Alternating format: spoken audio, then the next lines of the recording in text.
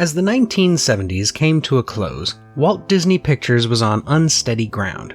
Years of box office disappointments had given the film studio a bad reputation, and it became increasingly hard to recruit talent for live-action projects. Their animated films were still enormous successes, but they were few and far between, barely enough to carry Disney's silver screen prospects into a new decade. Studio executives believed that the fault could be found in creative stagnation, that they had failed to stay true to their late founder's spirit of cutting-edge innovation and risk-taking. Worried that the company might have to abandon film production altogether, they began looking for something unexpected and groundbreaking, something that would make Walt Disney proud.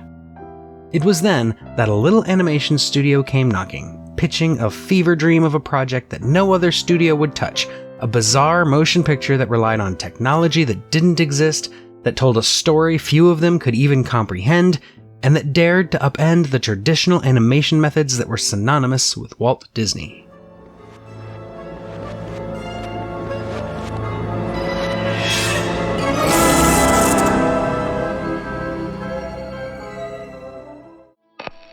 There is another world on the other side of the computer screen, a digital landscape where programs work and thrive for the sake of the users.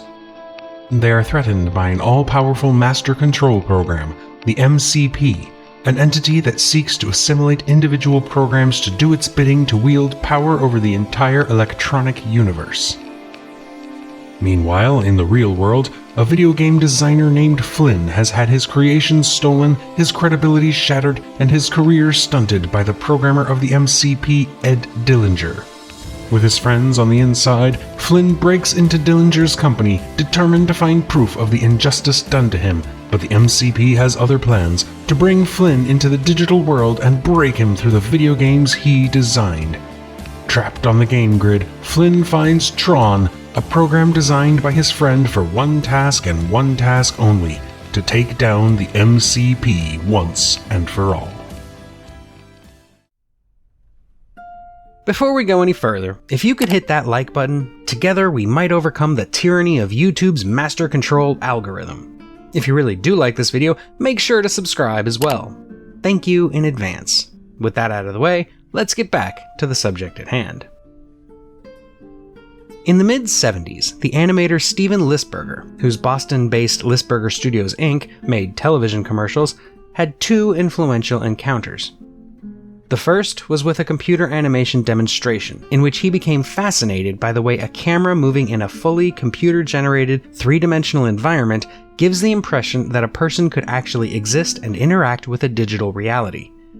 The second was when he first got his hands on the controls of a Pong machine.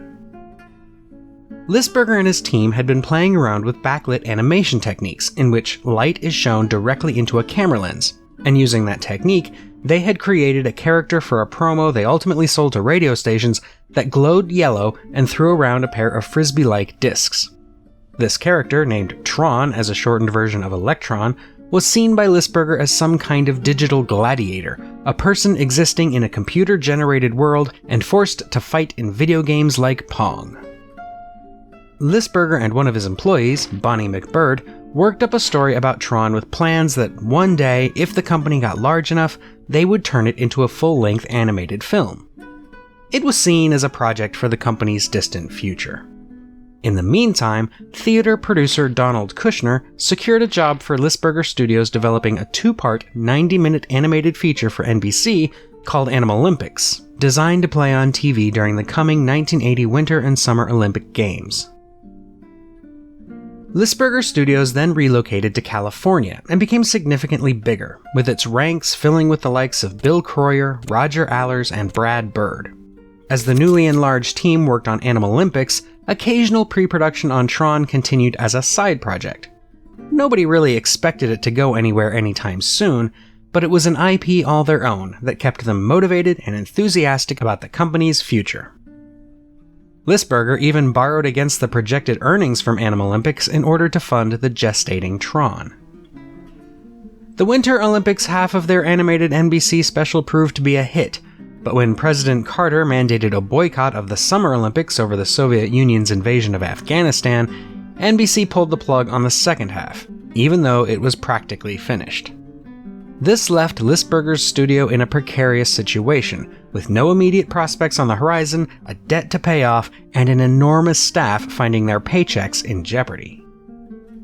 Lisberger and Kushner, despite neither having any real feature film experience, decided to fast-track Tron as an independent film. Alan Kay, the guy who would go on to basically invent the graphical user interface and laptop computer, had read a brief write-up about the movie and contacted the studio, encouraging them to switch from hand-drawn animation to computer-generated imagery. Kay was brought in as a technical advisor at the urging of Bonnie McBird, who would become Kay's wife a couple of years later, and Steven Lisberger, enthusiastic about the idea of using CGI, immediately sought funding from some of the biggest names in computer imaging at the time. One of the computer companies most enthusiastic about the idea, Information International Inc., or III, came up with the idea of melding live-action and backlit animation, while sprinkling in liberal amounts of computer graphics. Lisberger did manage to accrue upwards of $5 million from companies like III, but it wasn't enough for the continually evolving project. With money running out, Lisberger and Kushner abandoned their plans to produce the film independently and approached the major Hollywood studios. Warner Brothers, MGM, and Columbia Pictures all turned them down, seeing Tron as too much of a gamble, relying on untested animation techniques and technology that nobody was sure would actually work. That's when Lisberger and Kushner walked into Walt Disney Studios with a fully completed screenplay, storyboards, and a pitch that had been perfected by both rejection and desperation. Probably urged on by their own desperation, the execs at Disney gave a tentative green light, requiring only a short demo to assure them that Lisberger had what it took to direct and that the proposed techniques could actually come together. Here's how it worked. Actors were shot in black and white against a black background, usually brightly lit sets draped in light-absorbing duvetine, wearing white outfits with black patterns drawn on them. The film was then separated frame by frame, with the blacks taken out and replaced with hand-drawn mats and backlit animation, while the whites were separated into different pieces like skin, outfits, eyes, and teeth, which were then individually color-corrected. All the layers were then composited back together, with lighting effects and other elements that were drawn into each frame by hand. It was a painstaking process, ultimately more time-consuming and difficult than the computer graphics would be. As for those graphics, put together by 4 different firms, III, Magi Synthavision, Robert Abel & Associates, and Digital Effects Inc., there are a lot fewer of them than you probably think. All told, there is only a little over 20 minutes of CGI in the finished film, with most of the digital-looking effects, especially the backgrounds, being faked with airbrushed mats, camera tricks, and fancy backlighting techniques. Still, even at less than half an hour, those CG shots were more than any film had ever even come close to attempting before. It was an audacious and incredible achievement, and I am not here to diminish it in any way.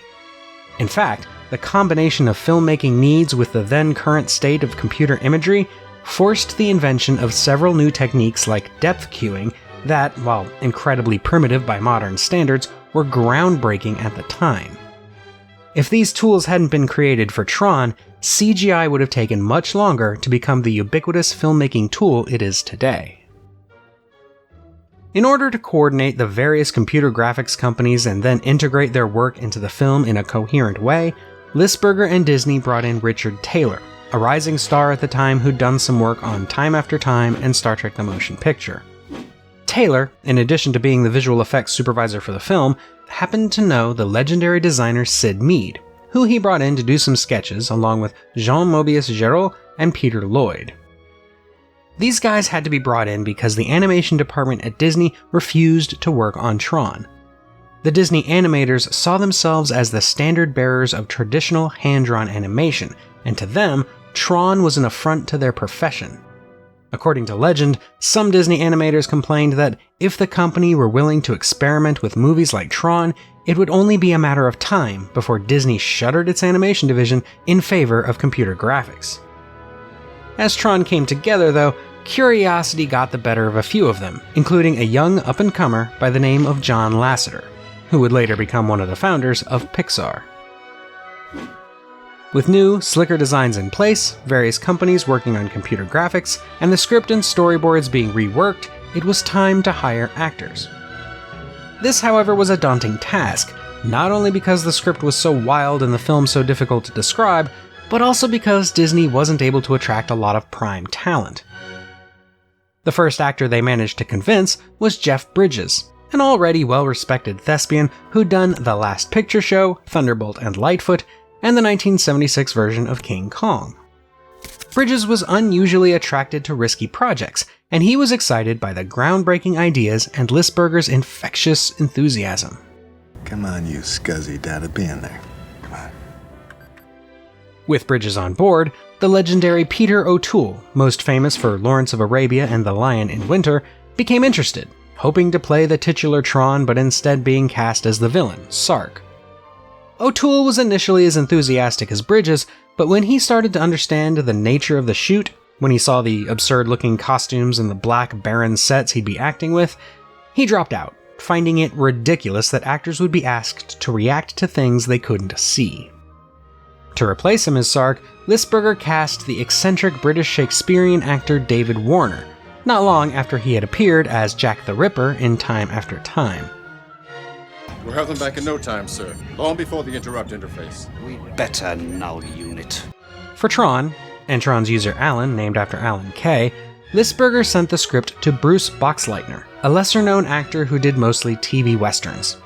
When he read the script, Boxleitner refused outright, unable to comprehend anything about the story or the role. Lisberger, though, was determined to get him, seeing Tron as a Western-style white hat, a true believer with a firm moral compass in a frontier setting. So Lisberger met with Boxleitner and refused to take no for an answer. Eventually, Boxleitner gave in, if for no other reason than because Jeff Bridges had already signed on. Stranger and stranger. Next came the female lead, Laura/Yori, played by Cindy Morgan. Several actresses, including Debbie Harry, had turned the role down after seeing the skin-tight, ridiculous-looking costume they'd be wearing. Morgan, though, who'd had a minor role in Caddyshack and done a little bit of TV work, agreed to do it, despite not understanding the script at all. She used that to her advantage, playing the synthetic Yori as a naive girl whose deer-in-the-headlights look wasn't completely out of place. As for the costume, she had serious reservations, but a few years later, she was able to sell it to buy a Lexus, so everything worked out for her in the end. Are you alright? Yeah, let's do that some more. Other actors that signed on were Bernard Hughes, who still had faith in Disney, Computers and the programs will start thinking and the people will stop. and Danny Shore, who chose to play Ram as a supreme idealist. It really gives you a great feeling helping folks plan for their future needs. Of course, if you think of the payments as an annuity over the years, the cost is really quite minimal. Though few actors grasped what Lisberger was trying to achieve or what was really going to be happening on screen, they had a lot of fun on set, helped along by a surprisingly competent Steven Lisberger. Lisberger also installed arcade cabinets behind the scenes for the actors to play with during their downtime. In a little bit of life imitating art, Jeff Bridges allegedly became as good at video games as his character, Flynn. For the live-action sequences that bookend the film, there was some location shooting at the Hull Building in Culver City, which was used to create Flynn's arcade, at the Lawrence Livermore Lab, where they filmed the laser sequences, the computer bank and cubicle scenes, and the really big door that was written into the script as soon as Lisberger saw it, and on the roof of what is now called the South Park Tower, where the ENCOM helicopter can be seen landing a couple of times. For this shot, the helicopter isn't actually glowing. It has special reflective tape on it that is being highlighted by a spotlight from the off-screen helicopter that is filming it. Post-production on the film was extensive, but the time window was short. Originally aiming for a late 1982 release, Disney pushed it up to the summer to compete with Don Bluth's The Secret of NIMH, which cut the schedule even more, to around a total of 9 months. While the CG was coming along smoothly and ahead of schedule, the more complicated compositing work was taking far more time than anybody could reasonably have expected. They had to farm out a lot of the heavy lifting to a Taiwanese company, Cuckoo's Nest, which was a powerful overseas contractor that worked with Hanna-Barbera, Warner Brothers, Universal, and of course Disney. For the music, they turned to electronic composer Wendy Carlos, known primarily for her work on Stanley Kubrick's A Clockwork Orange and The Shining. While she composed the themes and did a lot of recording with synthesizers, Disney, worried that she might not be able to deliver a satisfactory score on time, forced her to integrate performances from the London Philharmonic and hired the band Supertramp to contribute a couple of tracks. Supertramp later pulled out and was replaced by Journey, with one of their songs, Only Solutions, replacing Carlos's score over the final credits against her will. Carlos was understandably upset over Disney's decisions and with having to incorporate the orchestral work, which in some cases she refused to do, but the final soundtrack was a modest hit when it released alongside the film. As for the film, when it released in July of 1982, it made roughly $33 million in its initial domestic run, against an estimated budget of $17 million. It made an additional $17 million on the international market and pulled in $70 million in merchandise, ultimately grossing over $100 million in total. It did relatively well with critics, who praised its groundbreaking nature and dazzling effects, even as they complained about its incomprehensible plot and dialogue. Bring in the logic probe! Despite all this, though, it was still seen as a major financial failure by Disney, who had projected $300 million total and couldn't help but compare Tron to the same summer's family-friendly E.T., which grossed over $660 million at the worldwide box office, with upwards of $1 billion in merchandising. My kids are wild about E.T. However, Tron did overperform several other sci-fi classics from that year, including The Thing and Blade Runner. Like those other box office disappointments, Tron would prove to be a success in the long run, a landmark film that served as an underappreciated harbinger of things to come. Lisberger anticipated the CG revolution, and Tron was so ahead of its time that it had to mimic imaging technology that wouldn't exist for another decade. Lisberger was unafraid of the way computer graphics and live action could intermarry, and his untested methodology of combining the two would go on to become the standard for big-budget Hollywood blockbusters in the 21st century. There was eventually a sequel video game, Tron 2.0, as well as a sequel film, the criminally underrated Tron Legacy, and a pretty decent animated series called Tron Uprising. At the time of recording, news has just broken that a third film is in development with Garth Davis and Jared Leto attached. It's unclear whether this is a full sequel or a reboot, or if it's destined for a theatrical release or a streaming one, but it is reassuring to know that Disney hasn't abandoned the franchise altogether, despite it continuing to underperform to the company's expectations. Naturally, Disney, despite what they saw as a setback in the original Tron, would eventually regain its status as one of the biggest film studios on the planet. During the 80s and 90s, under the stewardship of Michael Eisner, the studio would see a gradual resurgence. Ironically, in the 2000s, Disney would shutter nearly all of its traditional animation departments in favor of computer animation, now dominated by Pixar, which the company eventually acquired. Lisberger has stated multiple times that his primary inspiration for the thematic elements of Tron was what he saw as the battle over the heart and soul of computing in the early 80s, whether the next generation of computing would be dominated by all-powerful mainframes or interconnected personal computers. That's essentially how the story is framed, as the fight between individualistic programs against a singular master control program that gobbles them all up and repurposes them for its own gain. In the real world, this manifests itself as the creative force of individual programmers set against the coldly domineering homogenization of corporate interests, of the little guy, represented by Flynn, going up against pure corporate greed, as represented by Dillinger. That thematic angle alone lends itself to more generalized readings, as the movie can be seen as symbolic of human struggles that are religious or political. This code disc means freedom.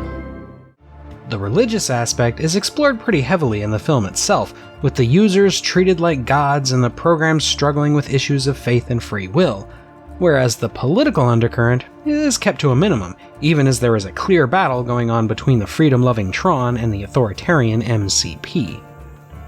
There's also the deep philosophical idea that allows the entire plot to happen, namely the idea that the computer world exists as a real universe populated by living, breathing entities of our own creation.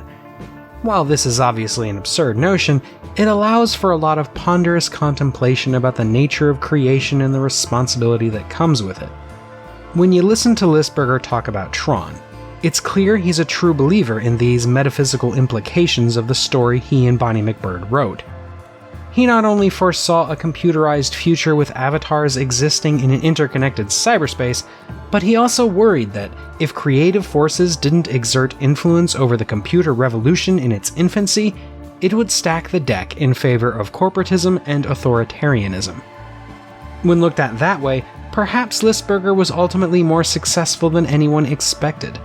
When Tron hit theaters, its biggest fans were all relatively young, and a lot of them would become massively inspired by its ideas and images, so much so that they, the creatives, would push their way through the doors of all the big computer companies and offer input that was more concerned with imagining the possibilities of the digital frontier, as opposed to finding ways to maximize its potential for financial gain. Without Tron, perhaps the future that exists today wouldn't be quite so colorful. And that's all for today, my fellow Earthlings. What do you think of Tron? Let me know in the comments, and while you're there, don't forget to like and subscribe if you haven't already. If you really do like what I'm doing, consider joining my Patreon to get access to bonus videos, get your name in the credits, and more. This video is voted on by my patrons, who get to choose at least one topic I cover every single month. You can also check out my website at emcgill.com, where you'll find written reviews of plenty more sci-fi classics in both film and literature. Until next time, though, when we'll discuss what really killed the beast, this is the Unapologetic Geek, telling you to never be ashamed of what you love, as long as you're not hurting anybody.